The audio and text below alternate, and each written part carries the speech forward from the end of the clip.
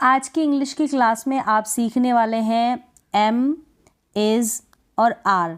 इनका यूज़ हम किस तरीके से करते हैं। बिल्कुल शुरुआती लेवल से मैं आपको इंग्लिश सिखा रही हूँ। मतलब शुरुआत में आपको ये आ जाना चाहिए कि कहाँ पर हम एम का यूज़ करेंगे, कौन से प्रोनाउन के साथ, ही के साथ, किसके साथ करेंगे, शी के साथ, वी के साथ, दे के साथ, किसके साथ यूज़ करेंगे। मतलब इज़ का, आर का, एम का, ही के साथ हम आर लगाएंगे या एम लगाएंगे। इनका इस्तेमाल करना, इनका यूज़ करना, इनकी जानकारी होना बहुत ज़रूरी है, क्योंकि इन्हीं के ऊपर सारी इंग्लिश बहुत ही इजी लैंग्वेज में मैं यहाँ पर आपको समझाऊंगी कि किस तरीके से हम इनका यूज़ करेंगे। बिल्कुल बच्चों वाले लेवल की एक क्लास है। जैसे कि यहाँ पर दे रखा है, आई के साथ हम एम का यूज़ करते हैं। आप हमेशा ध्यान रखें, आई के साथ हम एम का यूज़ करते हैं। आई के साथ वॉज का भी यूज़ होता है, तो वो आप सीखेंगे वॉज और वर की जब क्लास होगी। मतलब आगे मैं वॉज और वर का इस्तेमाल भी बताऊँगी। अगर वाक्य सेंस दे रहा है कि मैं हूँ, प्रेजेंट टाइम में मैं हूँ, मैं कहाँ हूँ और मैं क्या हूँ, तब हम आई एम लिखेंगे। अगर मैं था या मैं थी, तब हम आई वॉज लिखेंगे। ठीक है, तब हम आई वॉज लिखेंगे। तो सिचुएशन के ऊपर डिपेंड करता है, समय के ऊपर डिपेंड करता है कि कौन से समय की बात की जा रही, तो उसके अनुसार हम आई के साथ एम लगाएंगे। तो हमेशा याद रखिए, आई के साथ हम एम लगाएंगे। प्रेजेंट टाइम में आप कुछ है का सेंस आएगा ना, वहाँ पर आप एम लगा देंगे। और एम अगर आप हिंदी में इसका मतलब समझे तो हूँ, ऐसे मैं हूँ का सेंस लेंगे। फिर है ही इज़, ही के साथ हम इज़ लगाएंगे। ही के साथ वह है, अगर ये सेंस आएगा ना वह है तो ही इज़। और ही का यूज़ हम करेंगे मेल के लिए, यानी कि पुरुष के लिए, लड़के के लिए हम ही का यूज़ करेंगे। वह है, अब ये शी के साथ भी हम इज़ लगाएंगे। वह है सेंस दे रहा है, लेकिन जब लड़के की बात की जाएगी, जब फीमेल की बात की जाएगी, स्त्री की बात की जाएगी, तब हम शी लिखेंगे और उसके साथ इज़ लगाएंगे, यानी कि वह है, she is. It is, it के साथ भी हम इज़ का यूज़ करेंगे। यहाँ पर इट के साथ इज़ का यूज़ करेंगे। इट का यूज़ हम करते हैं नॉन लिविंग थिंग्स के लिए, जानवरों के लिए करते हैं हम, चीज़ों के लिए इट का यूज़ करते हैं। तो इट इज़, तो इट के साथ आप इज़ लिखेंगे हमेशा, इट के साथ इज़ लिखेंगे समय के अनुसार। अब इट के साथ वॉज भी आता है, लेकिन समय अगर इज़ वाला है, यानी है का सेंस दे रहा है तो इज़ आएगा, और था, थे, थी का सेंस दे रहा है तो वॉज वर आएगा, इस तरीके से। लेकिन अभी हम इज़, आर और एम के बारे में सीख रहे हैं ना, तो इस पे आप फोकस करें। फिर है दिस इज़, दिस का यूज़ करते हैं हम। पहले आप दिस का सेंस समझ लीजिए, पहले आप दिस के बारे में समझिए कि दिस का यूज़ हम कहाँ पर करते हैं। दिस का यूज़ हम एक चीज़ के लिए करते हैं, और जिस चीज़ की हम बात करेंगे ना, वो चीज़ हमारे पास होनी चाहिए, दूर नहीं, पास, यानी कि नियर होनी चाहिए। तब हम दिस की इस्तेमाल से, दिस का यूज़ करके उसकी तरफ इशारा करते हैं कि ये मेरी कॉपी है, दिस इज़ माई कॉपी। इस तरीके से बोलते हैं ना, ये मेरा कमरा है, दिस इज़ माई रूम। तो डेमोन्स्ट्रेट करते हैं हम, इशारा करते हैं, उंगली से इशारा करते हैं, ऐसे समझ सकते हैं। तो दिस के साथ आप इज़ लगाएंगे, आर नहीं लगाएंगे, एम नहीं लगाएंगे, दिस के साथ इज़ का इस्तेमाल करेंगे। सेम ऐसे ही दैट के साथ भी इज़ का यूज़ करेंगे, लेकिन दैट का यूज़ आप समझ लीजिए, एक चीज़ की बात की जाएगी, लेकिन वो चीज़ आपसे दूर होगी, यानी कि फार होगी, तब हम दैट का यूज़ करेंगे। अगर मेरा घर थोड़ा दूर है, मतलब फार है, तो मैं इशारा करके बता रही हूँ कि वो वाला मेरा घर है, दैट इज़ माई होम, या that is my house, that is my house. इस तरीके से मैं बताऊँगी। क्लियर है? तो इनको डेमोन्स्ट्रेटिव बोलते हैं। हम डेमोन्स्ट्रेट करते हैं, इशारा करते हैं, हम पॉइंट करते हैं, तब हम दिस दैट का यूज़ करते हैं। तो ये जो कॉन्सेप्ट है आपको शुरुआती लेवल पे आ जाना चाहिए। बिल्कुल बिगनर है तो आपको ये ज़रूर आना चाहिए, क्योंकि इसी के ऊपर कंप्लीट इंग्लिश जो है वो निर्भर करती है, वो इसी के अंदर घूमती है। इनका यूज़ अगर आपको नहीं आता तो आप ना तो वाक्य बना पाएंगे इंग्लिश के, ना पढ़ पाएंगे, और ना बोल पाएंगे, और ना लिख पाएंगे एकदम सही तरीके से इंग्लिश के सेंटेंसेस।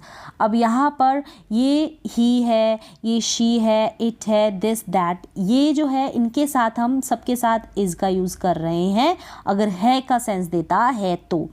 अब वी के साथ हम आर का यूज़ करेंगे, यानी कि हम हैं, हम हैं, तो हम यहाँ पर सेंस दे रहा है, हम यानी दो हो सकते हैं ना, हम क्या है, प्लूरल है, मैं और वह, मेरे सामने जो है हम हैं, और दो के अलावा तीन भी हो सकते हैं, दो तीन जिनकी भी हम बात करें, एक ग्रुप होगा तो कहेंगे कि हम हैं, वी ऑल आ जाएगा, तब वी ऑल आ जाएगा, ठीक है। तो वी के साथ हम आर का यूज़ करेंगे क्योंकि ये एक से अधिक की बात करता है, वी यानी कि हम का सेंस देता है, तो हम में मैं अकेली तो नहीं आऊँगी ना, मेरे साथ कोई और तो होगा ही होगा, तो हम यानी कि वी आर, हम हैं।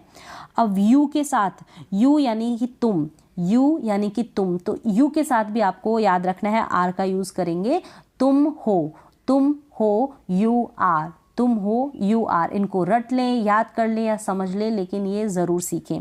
दे आर, दे का मतलब वे, दे आर यानी कि वे हैं, वे बहुत सारे भी हो सकते हैं, दो भी हो सकते हैं, तीन भी, चार भी, ठीक है। तो दे आर यानी कि वे हैं। दीज आर, दीज जो है यहाँ पर, दीज का इस्तेमाल जो है हम कैसे करेंगे, जब हम बहुत सारी चीज़ों के बारे में बात कर रहे हैं, जिसकी भी बात करें वो बहुत ज़्यादा है, मतलब कि प्लूरल है, तब हम यूज़ करेंगे दीज का, लेकिन वो हमसे दूर है या पास, नहीं, वो हमसे पास है, हमारे नियर है और एक से अधिक है, प्लूरल है, तो हम कहेंगे दीज आर। बहुत सारी कॉपियाँ पढ़ी और मैं बोल रही हूँ किताबें पढ़ी, तो मैं बोल रही हूँ कि दीज आर माई बुक्स, ये मेरी किताबें हैं, तो मैं दीज इज़ नहीं लगा सकती, आर लगाऊंगी यहाँ पर, मैं बहुत सारों की बात कर रही हूँ तो आर लगेगा। मैं बोलूँगी those are my books, those जो मेरी बुक्स है वो मेरे से दूर पड़ी है और बहुत सारी बुक्स है, मैं प्लूरल बुक्स की बातें कर रही हूँ, तो दोज आर माई बुक्स, इस तरीके से मैं बोलूँगी।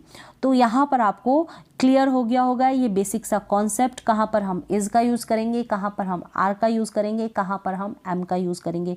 बिगनर के लेवल की ये क्लास है, बिल्कुल शुरुआत कर रहे हैं आप इंग्लिश को सीखने की, तो इस तरीके से आप शुरुआत करें। इसके बाद में वॉज वर्क का कॉन्सेप्ट क्लियर करूँगी। वॉज वर्क का इस्तेमाल हम कौन से प्रोनाउन के साथ यूज़ करते हैं वॉज वर्क का, तो वो आप जानेंगे। अब यहाँ पर एक्सरसाइज दे रखी है, इसके प्रैक्टिस करें ताकि आपका कोई भी कंफ्यूजन ना रहे इस इज़ आर एम को लेकर।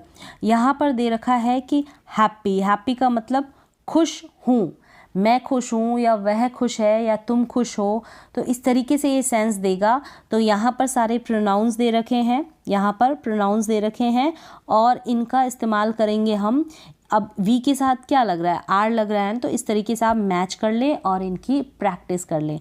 तो वी के साथ हम लगाएंगे आर, वी आर हैप्पी, इसी तरीके से आपको मैच करना है और आपको प्रैक्टिस करनी है। अब यू के साथ आप क्या लगाएंगे, you is happy, you are happy या यू एम हैप्पी, तो यू आर हैप्पी लगेगा। यू के साथ भी हम आर का इस्तेमाल करेंगे, यू आर हैप्पी। नेक्स्ट है ही, अब ही इज़ हैप्पी आएगा या फिर ही आर हैप्पी, तो यहाँ पर या फिर ही एम हैप्पी। एम का तो आपको क्लियर है कॉन्सेप्ट, एम के साथ हम आई का इस्तेमाल करते हैं, तो ही के साथ हम इज़ का यूज़ करेंगे, ही इज़ हैप्पी। फिर है दे, अब दे इज़ हैप्पी होगा या दे आर हैप्पी होगा, दे के साथ हम आर का यूज़ करते हैं। शी इज़ हैप्पी या she are happy, she is happy होगा।